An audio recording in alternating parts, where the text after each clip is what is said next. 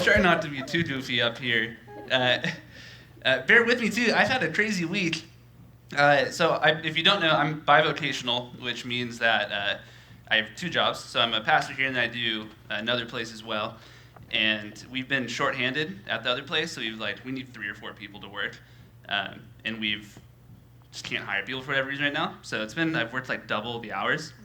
So if I say anything far out there or just crazy heretical, just look at me with compassion and just go, poor guy.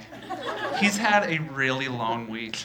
And that's all we need. You don't even need to talk to me about it. I'm sure it won't even be an issue. But, Carl's here. He's up here no. If you say something heretical, I'm going to talk to you about it. So that's why he came today. I'm pretty sure that's why he's here, just to keep an eye on me. So we'll see what happens. I don't think I'll say anything heretical, but if I do, it's because I'm tired. All right? My theology is great. Right? It's not the issue. But in all seriousness, today really serves as hopefully an encouragement, but primarily a reminder that we would put the first things first, right? To put Jesus in his proper place in our lives. And so to do that, we're going to look at Revelation chapter 2, verses 1 through 5. And you guys should have a handout as well. If you don't have one, it will pop up here for you. And then I know a lot of you guys own a Bible, which is really good too. So you can open up. It's the last book in the Bible, so it's towards the end, and you can do that. But we'll read that together. All right, so Revelation 2, 1 through 5. To the angel of the church in Ephesus, right? These are the words of him who holds the 7 stars in his right hand and walks them on the 7 golden lampstands. And I didn't give you guys a little beforehand, I just assumed, but this is Jesus saying these things. He's telling John to write these things down. So he's the guy who's holding the 7 golden lampstands. All right. I know your deeds, your hard work, and your perseverance. I know that you cannot tolerate wicked people, that you've tested those who claim to be apostles but are not, and have found them false. You have persevered and have endured hardships for my name, and have not grown weary. Yet I hold this against you. You have forsaken the love you had at first, your first love. Consider how far you have fallen. Repent and do the things you did at first. If you do not repent, I will come to you and remove your lampstand from its place. This can be an interesting passage. It can be kind of confusing because you look at this huge list of things these guys are doing right.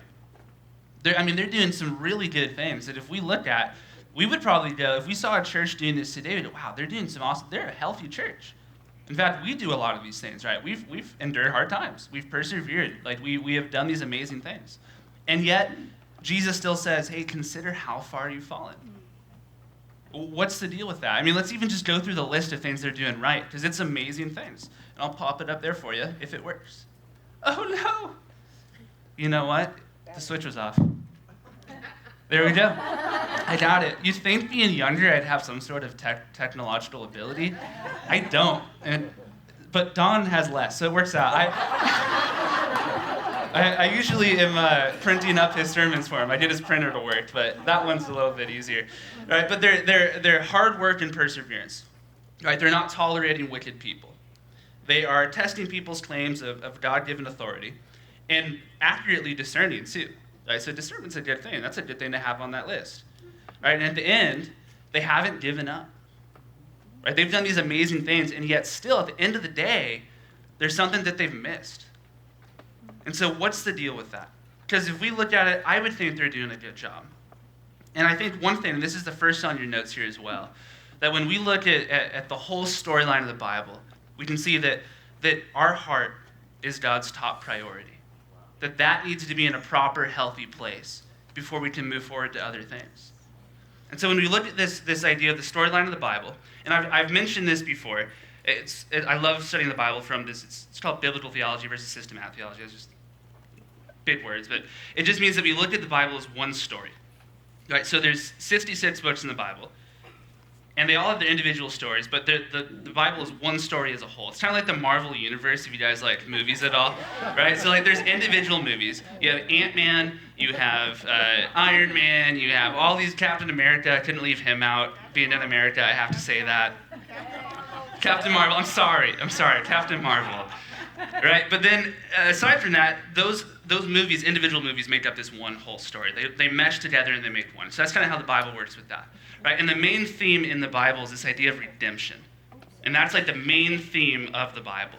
And so all through the beginning of time till the very end, from Genesis to Revelation, we see this idea that God is looking to restore and redeem people back to himself.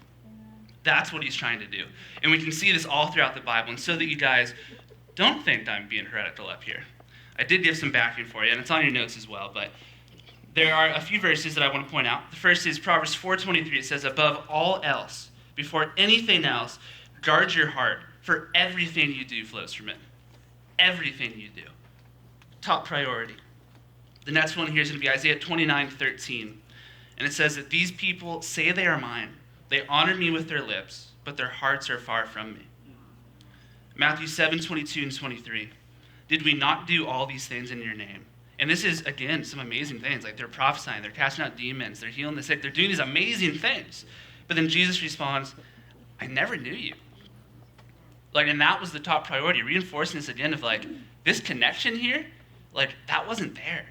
Like you were doing awesome things, but like you missed it. And that connection is again, and this one I didn't put up there, but I think this is fascinating. This is just my reading into Genesis, and if you don't agree with it, that's okay. All right, but in Genesis 3, it's after they had fallen. They hide from God, which I would advise against, by the way. It's not a fair game of hide and seek. He knows right where you are. It's not going to work out. It's not going to work out very well. Right, but he asked that question. Keep in mind, these guys have literally physically walked with God. And so when he's asking this question, he knows right where they are, and I think he's standing close to them too. And I think he's asking that question, where are you? Obviously he knows. But I think he's reaching out his hand and inviting them back into that process, that redemptive nature of saying, like, where are you? What happened? Let's talk about this. And inviting them back into that place. So from the beginning to end, that's what God's been doing. And so I believe that God is all about the heart. Now, I want to say, just because when we make an all-encompassing statement like that, it can be a scary thing, because God's about a lot of things. God cares about a lot of things, not just the heart. Right, he does. He cares about a lot of these things. And so if that, some people might be like, yeah, he's all about the heart. Other people might be like, I don't know, like there's other things he cares about too. Like that's okay to feel that way. In fact, extremes are a dangerous thing, right? And there's been people in church history who have made it all about the heart. And so, and God has redeemed those things too. So I looked at people like who we call the desert fathers, right? They became this place of, they were kind of monks, the monastic movement, monastic Christians. And so what they did is they isolated themselves from society. And in that, trying to pursue God, but really left the Great Commission behind, you know? And so God redeemed it, and we have some amazing things to receive from the Desert Fathers, which is awesome. But there are extremes that we can miss. And so I do want to say that God absolutely also cares about our actions. He does. That matters to him as well. And understanding that, this is the second point, that truth is most often held in tension. There's a tension to truth. And we can look at it and think, maybe this is a contradiction. And I think we hear stuff. I think Don mentioned, I think it was last Sunday, maybe the Sunday before that. But there's been some leaders who've stepped aside and said, I don't know about this. There's too many contradictions in the Bible. And when we look at certain passages, I'm going to go through a few of them, we can be like, it doesn't line up. These feel like opposites. What do we do with that? And I think it's important that we actually address this. Because there are truths that seem like polar opposites. But they're not meant to be separated. They're meant to coexist. And so one of those, the classic salvation verse, Ephesians 2:8 and 9. Right, it says, for it is by grace you have been saved, through faith. And this is not of yourselves, it is the gift of God. Not by works, so that no one can boast. And this is Paul saying this. And then to the church in Philippi, he decides to say that continue to work out your salvation with fear and trembling. Those things don't seem to coexist. Like, on one hand, he's saying, like, hey, nothing you can do is going to earn your salvation. Like, it is a free gift. And then on the other hand, he's like, but work it out with fear and trembling. What is that? You know? And so I think there's this thing that we have to understand, that there is kind of a divine, oops, you don't get to see that one yet. There is kind of a divine order or priority to how we understand truths. Right? So on the one hand, to explain that a little bit, because I understand that's a big statement to make. To understand that, if we were to put that verse in Philippians first, and we were to say that continue to work out your salvation with fear and trembling, and we understand that before we understand that it is a complete grace act that we receive it, that idea of not boasting might change a little bit because I'm working real hard at this and I'm doing a lot better than Don. So like, what, you know what I mean? So then that begins to change. Like those ideas begin to change. We have to understand that first one first, that there's nothing we can do to earn that. So there's a few more to understand here too. So you guys know, the beautiful thing about our church is you guys know Jesus so well. You guys know your Bible so well. So I'm really just, today I said it is a reminder. Right? This isn't, I want you to know this is like not a correction by any means. This is a reminder to put these things first. We look at 1 John 4:19. We love, and depending on the translation that you read, we love God, we love each other, we love God and each other, but we love because he first loved us. There's an order there. This idea that we first have to know the love of God before we love him and we love others. It's that place of receiving his love that we can begin to transition that out. It comes from a place of actually knowing it, experiencing it, seeing it, like he's demonstrated what love looks like to me, and now I can give that to others. There's an order there. Again, in Matthew 22, 36 through 40. It's the greatest commandment. What's the greatest commandment? That first, right? So, teacher, what is the greatest commandment in the law?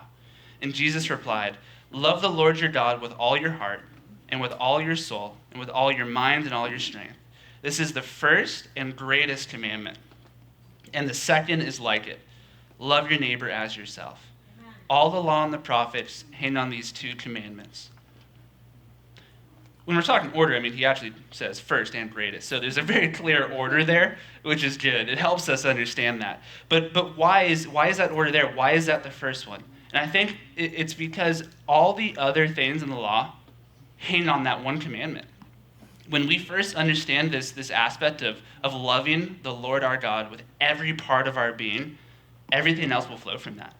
Everything else hangs on that truth. Yeah. And I think that's super important to know. So getting back to the verse in Revelation, right? Just like the church in Ephesus was doing all these amazing things, we want to do those things too. And I would even add, we want to see people saved. We want to see our family here expand. Like these are things that we want to see. But we just need to make sure that we have the right order. Because those things that they were doing, they weren't corrected on those things. Like those were things that were good. What happened though is they switched the order of it.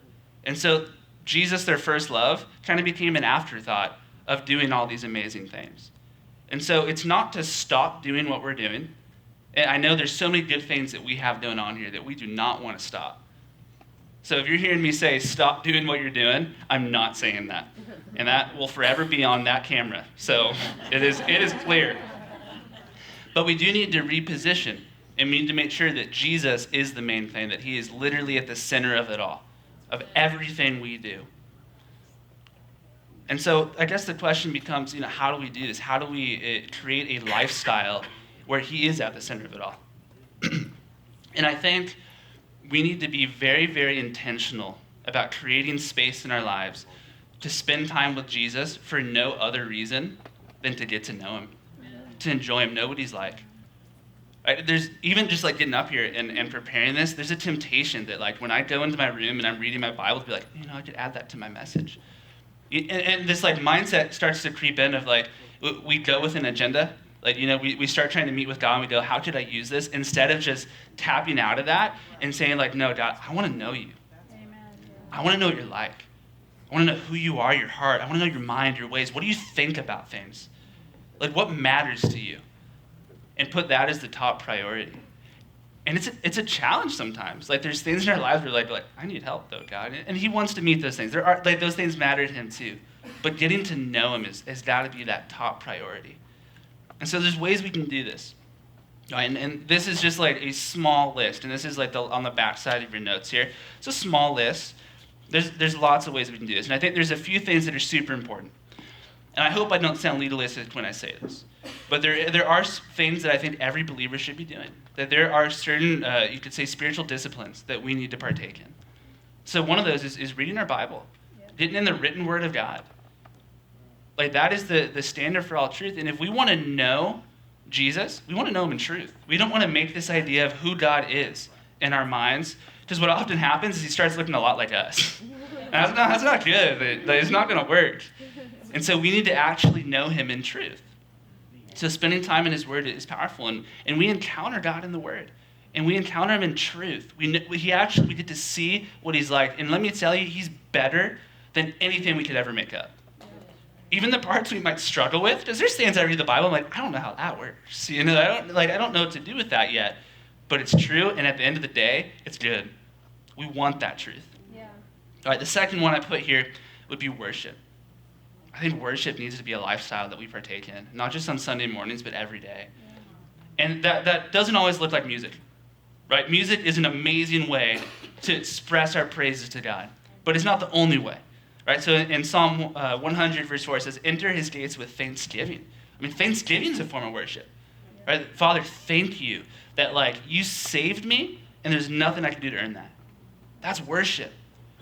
And then it continues, and we enter his courts with praise. And I love when we do musical praise. I love Aaron leading worship, Elisa. I love how, there's such an authenticity with it, too. There was no facade up here. Even the goofy wording, came out and became I think that's awesome. I think God delights in that. He wants the reality. We're talking about him wanting our hearts, right? Our hearts are messy sometimes. We do things that are totally human, and he's okay with that. And I think that's beautiful. And the last one I have here, this last spot on this handout, you get to fill in for yourself. Because we're wired in so many different ways. I said the Desert Fathers earlier, there's people who do silent retreats. And I was just listening to someone the other day who went on a week-long silent retreat and just met with God in that process. The thought of being silent for a week long, to me, is scary. I don't know that I could do that. And one day, I might give it 24 hours. I think that'd be super cool. But that's not a way that I'm okay, I'm ready to do that, But some people, they are made for that. They're wired in such a way that they're capable of doing that. I know someone that they go on a bike ride every day around the Back Bay, and that's where they just talk with God. And there's this aspect of this physical dynamic, and they can connect with him in nature and that. Elisa, when she goes for a run or does cardio, her mind's in a different space and connect with God better. Whereas when I go for a run, I think I might die. And that's not the type of face-to-face with Jesus I'm looking for right now. I'm not ready for that yet. I have a lot ahead of me. I'm pretty young still, so I'm not ready for that. Right? My dad, he's first off, my dad's amazing, but he can make anything. And so when he's woodworking, there's something about that for him that just disengages and can actually put the main thing again. I don't know what that is because I can't make anything. But when he does that, he can disengage from the world around him and he can actually engage with God. That's a powerful thing. I'm a kinesthetic person, so I got to do things that are physical, right? So I like to golf. My golf clubs got stolen. I'm rebuilding. But even lifting weights, things like that, those are ways I go, and then I can actually, it's crazy, I can engage with God while I'm doing that, and there's something about it too that's powerful. And so these are, whatever it looks like, I think we need to explore that. And if you don't know what that is, we should be doing the first two. So start doing those first two, and the other things you can kind of figure out as you go, and there's so many ways to connect with God. I read a lot. There's just so many different ways to do that we need to do. And so Aaron, as we wrap up too, I'm going to have you come do some more worship, man. But I think at the end of the day, no matter what we do or how we do it, we need to be intentional about creating space to meet with Jesus. For no other reason other than to get to know him. Know what he's like, know his heart. What does God care about? What is on his heart? And I think when we could capture that place of we understand his heart, then we can begin to live it outward too. And from a healthy, really good place where we're not burning out. Because when we don't know his heart for something and we're trying to do it, I'm not burn out. But when I have his heart, his mind, and I see the love that he has for these people, Dawn has captured and Caitlin has captured God's heart for the homeless right now. And they're enjoying it because they've captured his heart. It's not they're trying to make this thing happen because they feel like they're supposed to. They've captured his heart for it, and they're moving in it. And so today, I just even a reminder, I want to say this again, because even though it's on the camera, don't stop doing the good things you're doing. All right, but reorder. Put Jesus as the main thing again. And so today, as we worship, I just want to provide an opportunity for us to reshift our hearts. And some of us are doing this incredibly well. I wasn't. I repented a lot when writing this message. It's easy to get busy. It's easy to put things we're doing as the top priority. So I just want to provide an opportunity. if you want to do that today, just reshift your heart. I'm not even going to ask you to stand up, but when we worship, come forward, just worship up front. And just God, like, I'm sorry, like I've made things that aren't the main thing. And if Jesus is the main thing for you, come up front anyway and just be like, man, you really still are the main thing, and do that. And if today, if you haven't ever made Jesus the main thing, come on up too. And tell Jesus, man, I want to follow you. Whatever this is, I want to have that. I want to be part of that story of redemption. I want to be part of the Jesus Marvel universe. Like, that's the place to be. And if you do make that decision today, I want you to tell us too, because that's a big decision. We want to talk about it and tell you what you're choosing to do. You can talk to me. You can find Dawn. It really, I'm sure most people in this church should help you walk that out, so it's beautiful. But yeah, that's what I've got for you guys. So feel free to worship.